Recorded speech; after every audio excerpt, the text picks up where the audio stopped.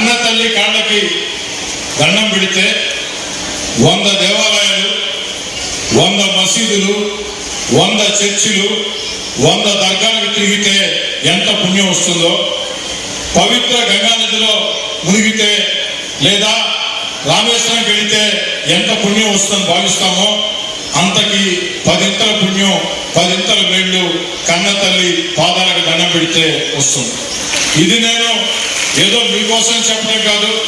చిన్నప్పుడు నేను స్కూల్లో చదువుకునే రోజుల్లో కొండయ్య మాస్టర్ అని ఒక మాస్టర్ ఉండేవాడు. ఆ కొండయ్య మాస్టర్ ఇప్పుడు 73, 74లోనే పదే చెప్పేవాడు. అప్పటి నుంచి ఇప్పుడు దాకా నేను ఎమ్మెల్యేనా, డిగ్రీ చదువుతానా, ఇంటర్మీడియట్ తేడా లేకుంటే నా తల్లి అందుబాటులో ఉంటే నా తల్లి కాళ్ళకి దండం పెట్టి ఏ కార్యక్రమాలు చేసే అలవాటు. అంతేకాకుండా